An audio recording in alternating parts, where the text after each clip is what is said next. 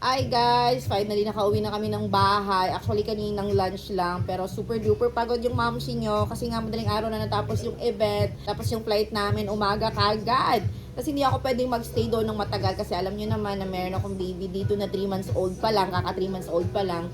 So today is December 14.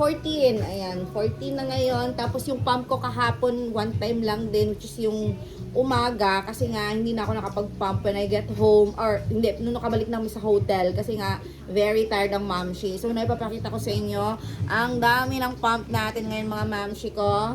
Ayan, kaya naghanda ako ng 2 bottle just in case maubos. Maubos, mapuno. Look, for 30 minutes mga mams. Look at that! O, diba? Feeling ko pag okay din kasi talaga ako, pag hindi nagkakasakit yung nanay, mas marami din mapuproduce. Diba? Just recently, kita nyo naman yung mga sunod-sunod kong upload. Is konti lang siya. But now, bumabawi tayo. At saka, sabi nga nila, pag hindi na magda-direct latch yung anak mo, magle-lessen na daw yung supply. Oh, ang dami girl!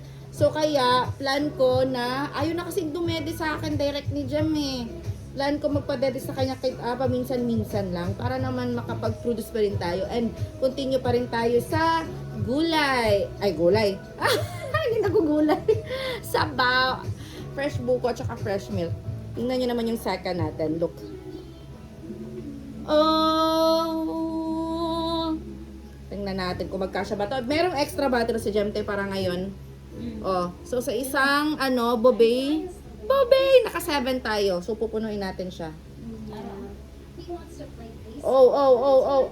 Yeah.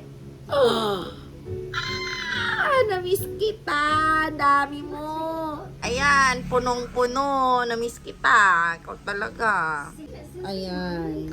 So, talagang hindi ako nagsisi na nag-attend ako ng first ever Influencers Night Thanksgiving ng YGB Diyos ko, grabe ka generous na CEO. Tsaka, siya lang yung may pa-event girl na talagang hindi kinakalimutan ng Diyos. Not just by mentioning it sa prayer or sa girl, before nag-end yung party, talagang nag-request siya ng one worship song. Ayan. Kaya, syempre, aabangan nyo yung mga ganap namin doon. Hindi ko pa na-upload lahat kasi syempre nakipag-mingle pa ako sa ibang mga content creator. Sobrang ambabait ng mga doon. Hindi talaga sila mataray kahit hindi ka taga Luzon, kahit taga Mindanao ka. Actually, kilala nga nila ako. Kaya nabigla din ako eh. Oh my God! Paldong-paldo tayo doon. Ang dami mga pamigay. Anyways, dinig nyo si Jem. Sabi niya, tagal mami. Ang tagal. Naantay ko yung milk mami. So, naka 13 yung buo. Tapos, 1 ounce dito. O, ounce na ha. Ako na nag-a-adjust sa mga napaka-perfectionist na mga viewers natin dyan eh. Jem, kaya mo to ubusin for sure kasi 4 ka na ngayon eh. Yung mga iniwan kong gatas na frozen, ayaw niya. Ay, wala siyang choice. Pero umiinom din siya. Thank you, Jem. Opo. Opo, ayan na po. Maraming salamat for waiting po. Opo. Love you po.